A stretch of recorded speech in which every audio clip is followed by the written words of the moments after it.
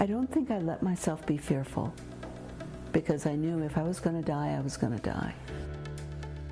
Fearless in the face of cancer. Coming up, one woman's bleak prognosis transformed into survival, and it inspired her husband.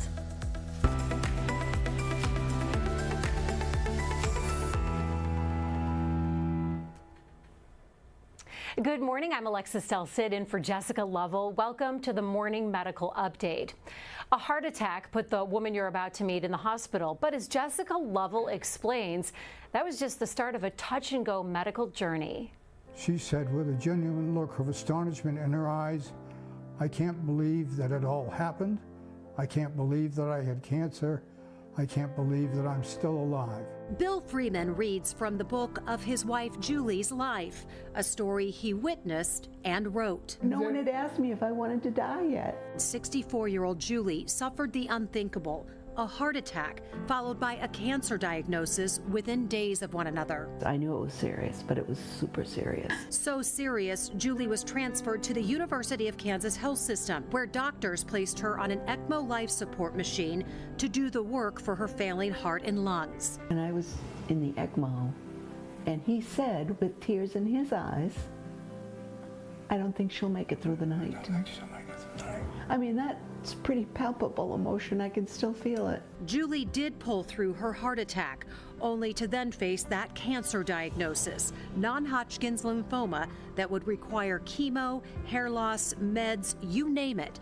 Julie's care team became her bright spot. They give you something to grab onto, and I felt that at every point a doctor would come in, a nurse would come in. I felt sort of cradled. Words that every healthcare team hopes to hear, but rarely is a hospital experience so good someone writes a book about it. But Bill did, to fill a need. It did become kind of therapeutic for me. Together, this couple documented Julie's story in every way through 3,035 pages of notes taken sometimes in the moment. Yes, here's the famous napkin. So we were driving back from the last chemo after we got this, and I said, we were just driving on K10, and I said, "It's been a journey. What a journey." Bill titled his book about Julie, A Journey to Survival, which they agree is also a tribute to the healthcare team that helped keep her alive. They worked selflessly to keep me alive. We are so happy to have both Dr. Julie Loring and Dr. Bill Freeman joining us this morning. What a fantastic story and what a great book. And also joining me in the studio, I'm so pleased to have Dr. Ong Toon, a hematologist and medical oncologist at the University of Kansas Cancer Center. Thank you for being here. He's been involved in Dr. Loring's follow-up care. And we also have Dr. Jeffrey Kramer, a cardiothoracic surgeon. Dr. Kramer, you put Dr. Loring on that ECMO, that life-saving ECMO life support system.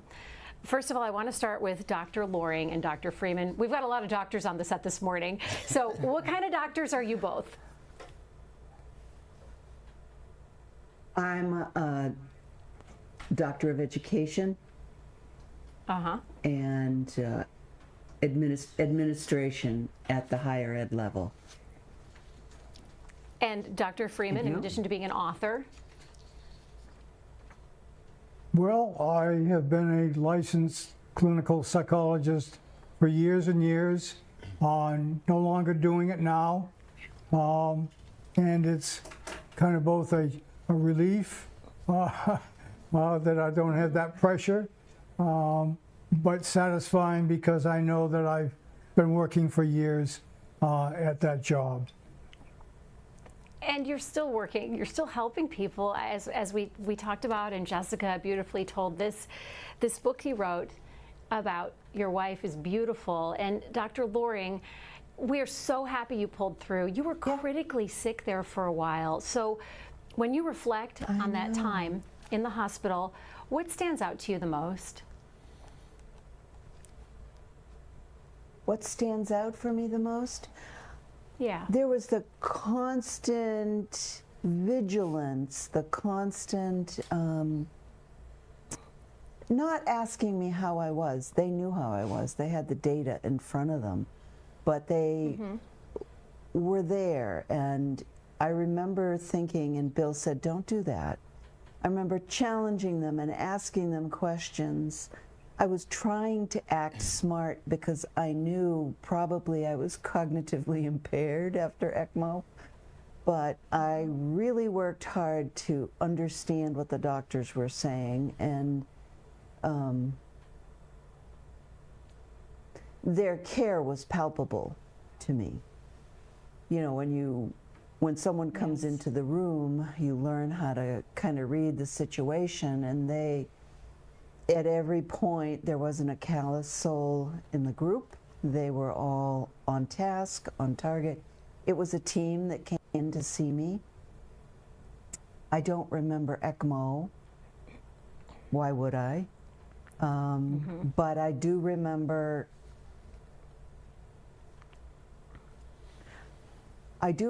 feeling so humbled and grateful because, as I said before, I guess I was pretty close to death, and I didn't die. Grateful I am for that. How amazing when you're both brilliant people, and you're in probably the most vulnerable position you'll ever be in. So you said you were just trying to keep your mind sharp and keep a grasp of things, and then your husband is by your side, and Dr. Freeman, you went through so much. At what point did you decide, I'm going to write a book about this? Well, it had started by, you know, for years I have been a note taker in my sessions. So I said, I'm going to record everything that I see that's going on with Julie. And I just want to do that as kind of part of my own therapy. And so I just started taking notes after notes of what I heard, what I saw. And at some point, a friend back east kind of said, Bill, why don't you write a book about it? Aha. And so that prompted me to kind of say, okay, I'm going to formulate all these notes into a book. And that's what you see in front of you there. And it was a task which I was going to surprise Julie with later on. Unfortunately, she happened to come across some of my manuscript notes and said, "You're writing about me." And I said, "Yes, I am." So then it became a joint endeavor between the two of us to put the book together. But it was a challenge at times. It was hard to write some of it because the tears would come to my eyes sometimes when I would write about some of the emotional pieces that Julie had to go through.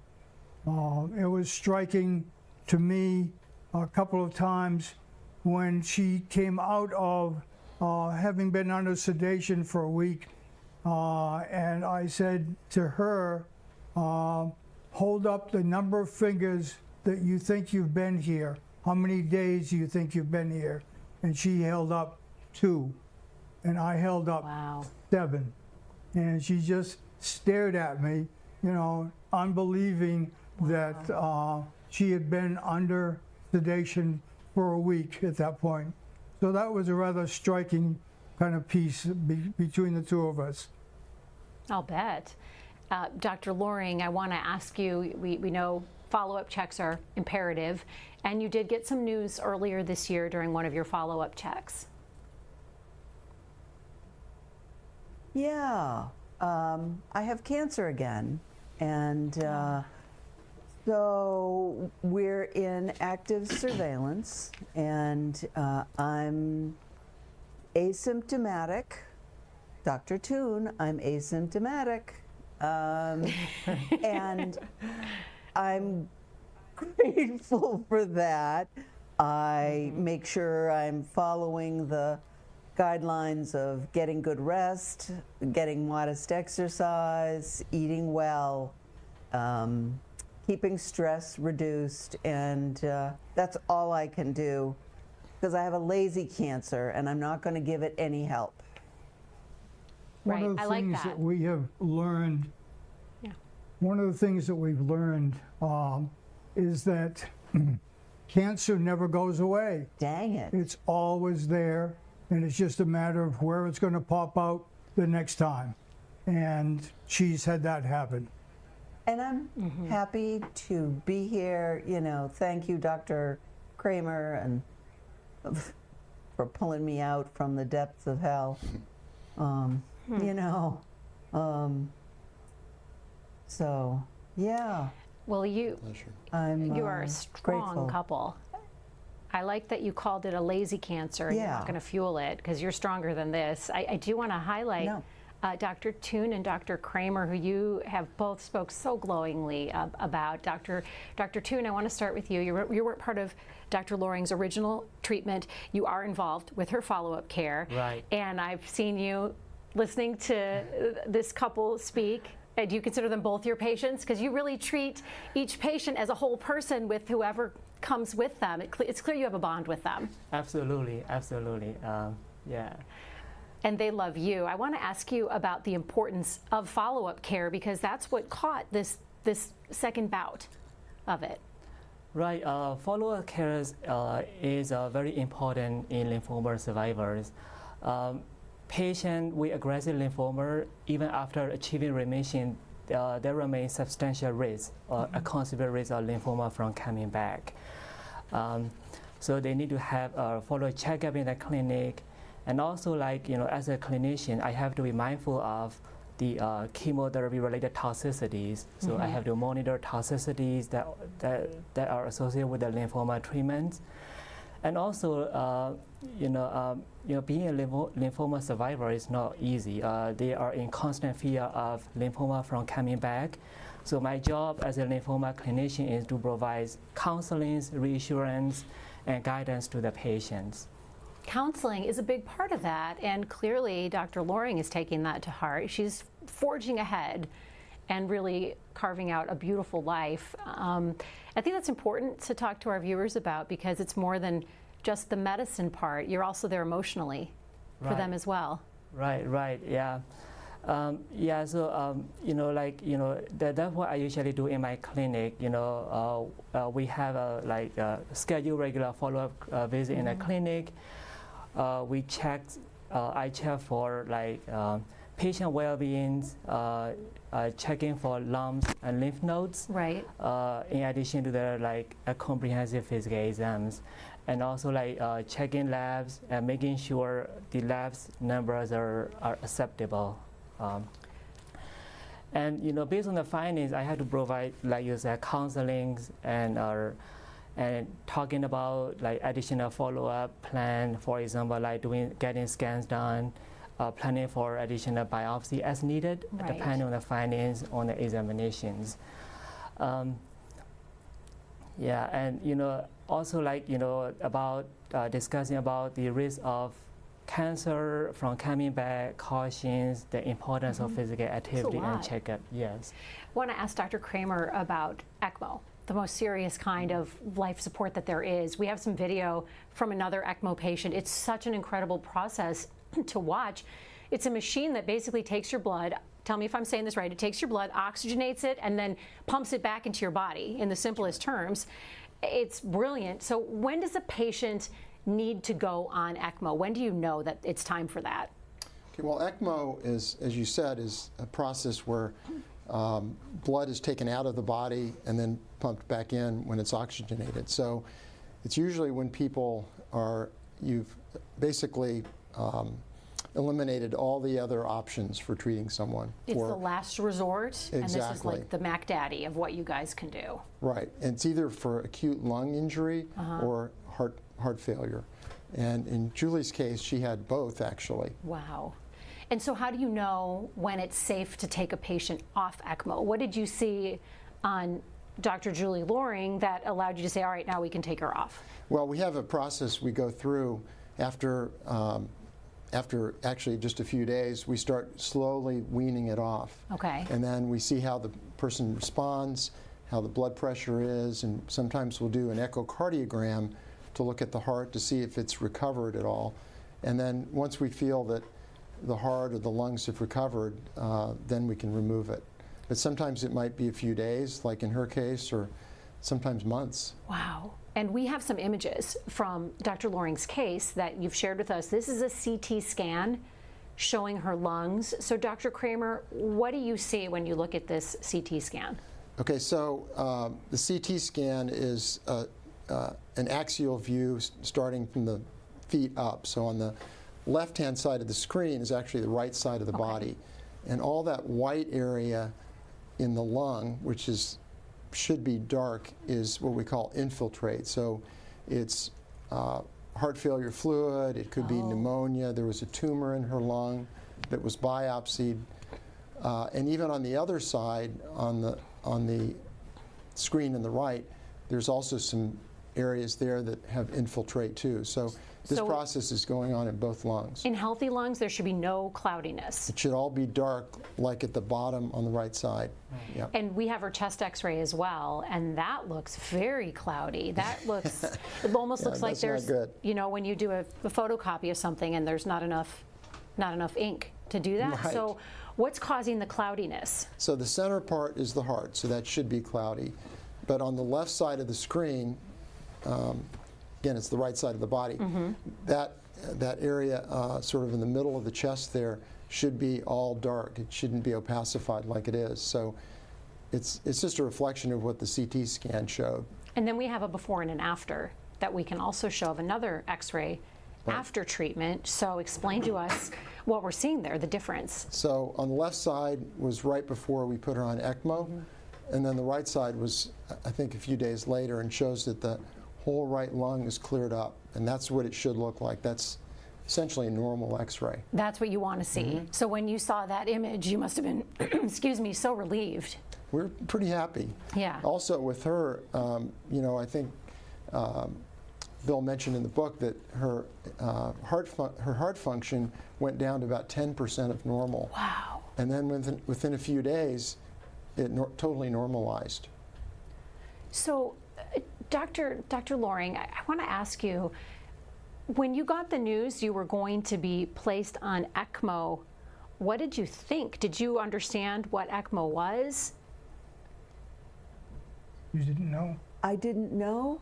I watched a March Madness basketball game, and evidently I started going down. I don't know what to call it. And I have no memory of anything. Nothing. Wow. So I had no ability to ask, what's ECMO? Like, no one was asking me anything because I was out.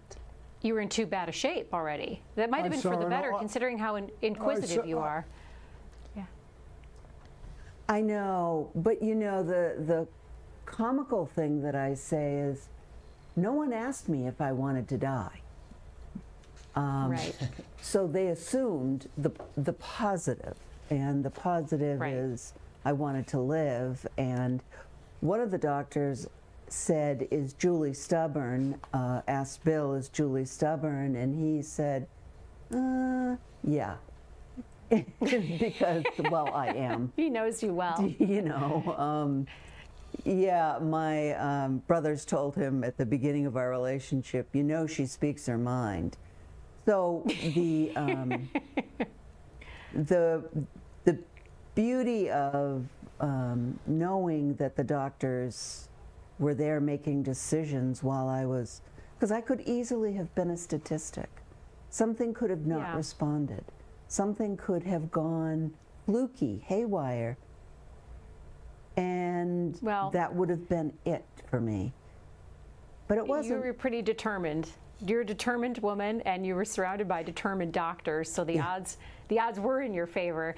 I want to bring our audience into this because I know our viewers love sending in their questions and comments. You can connect with us we're everywhere. You can connect with us on YouTube, Facebook, you can tweet us or email the Medical News Network. The information is right there on your screen. So as those questions come in, I want to turn things over for our COVID count to Dr. Dana Hawkinson, Medical Director of Infection, Prevention, and Control. Good morning, Dr. Hawkinson. Hi, how's it going?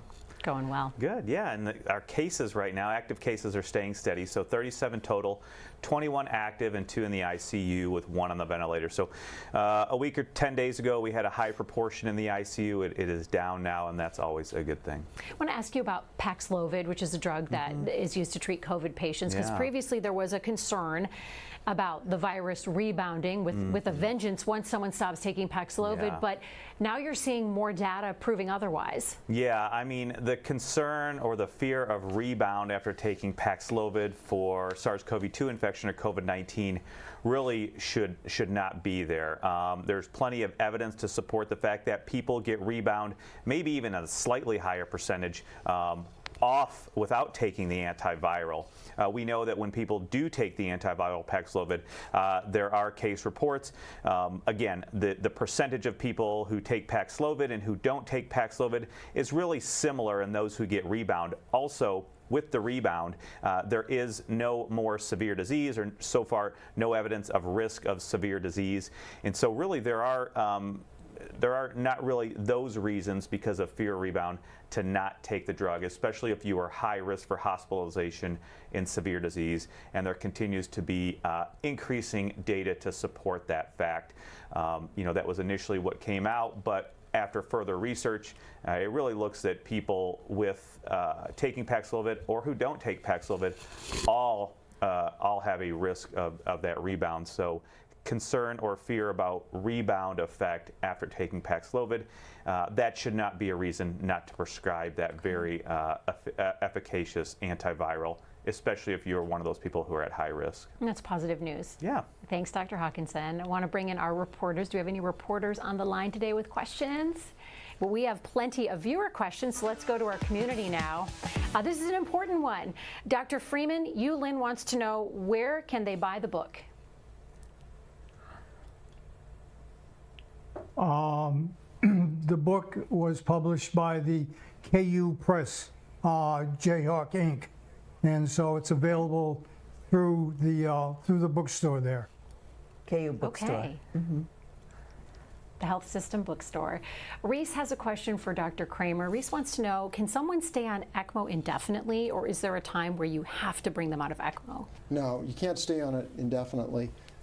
Just like every other intervention, there are downsides to it. So the longer someone's on ECMO, especially the type that Julie was on, which is called VA ECMO, the more complications that can come up. So with this type of ECMO, usually about a week or 2 at the most. Okay. There's another form that is used primarily for lung disease that can be used for actually weeks or months.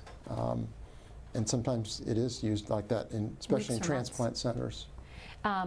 Jackson has a question for Dr. Toon.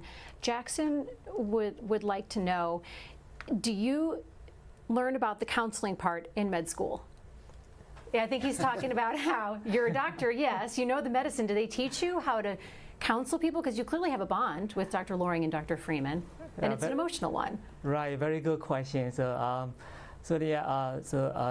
The learning, that has been a continuous learning process starting from medical school and then going to the residency, fellowship, and then the actual practice. And the medicines, the practice of medicine has been changing constantly. So I also have to evolve around with the newer information and then constantly based on the current updates.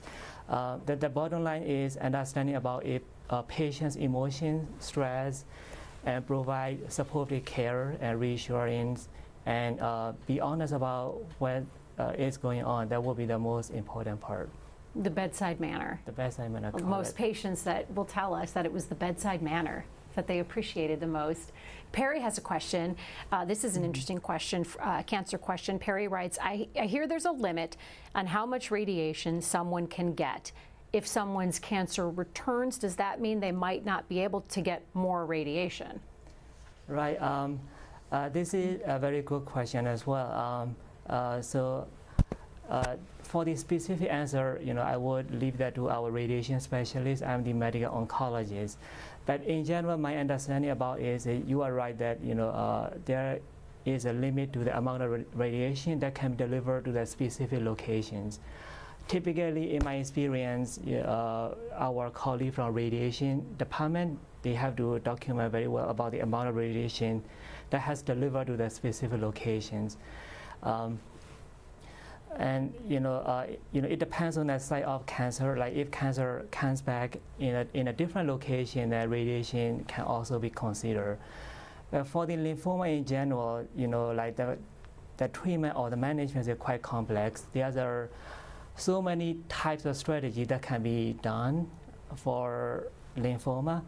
That will include starting from like radiation, biopsy, chemotherapy, immunotherapy, and now we are also doing cellular therapy. We are training patients' immune cells and fighting against the cancer. So it is somewhat complex, and it depends on the professional opinion, consultation, Right. etc. So. I want to bring our whole panel in for some takeaways today. And Dr. Toon, I want to stay with you. What would you like Dr. Loring and Dr. Freeman to know? They're self-described as stubborn. We know they're brilliant. We have a psychologist and a professor here. Did that make it easier? And does it make it easier to treat them because they're so sharp? Yes, yeah, absolutely. So like I consider cancer management as a teamwork. I need collaboration and understanding from patient and family member. And my job as a lymphoma clinician is guiding them through this challenging time and difficult process. And I also have to offer all the options available on the table and explain about the benefits and downside risk of the treatments. And then we kind of get to the a consensus management plan. And I really want patient collaboration when I take care of patients. And also I have to collaborate care with our cardiothoracic teams and like patients, cardiology, pathologists, and everyone. So for the appropriate care and to get to the optimal patient outcome. Your patients are an important part of your team when you have that kind of communication. Dr. Kramer, what would you like people watching to know? Well, I think, as Dr. Toon was talking, I realized one of the factors that got her through was she was very positive, and even more importantly, Bill was positive. She was sedated and not really able to communicate. But I remember talking to Bill, and this has been 5 years ago, and every day he was positive. He said, she's going to make it, and she did. And she did. I think having that positive attitude really makes a difference. Double thumbs up from your wife, Dr. Freeman. What would you like your wife to know as you sit beside her? Well, I think she knows that there was another side of this, especially in the beginning, where it was really touch and go. We had been watching the KU basketball game win Saturday night. I got a call early in the morning from a doctor saying, you better get here as soon as you can. Well, I flew across the 40 miles into KU Center, and I was told we're not sure that she can make it through the night.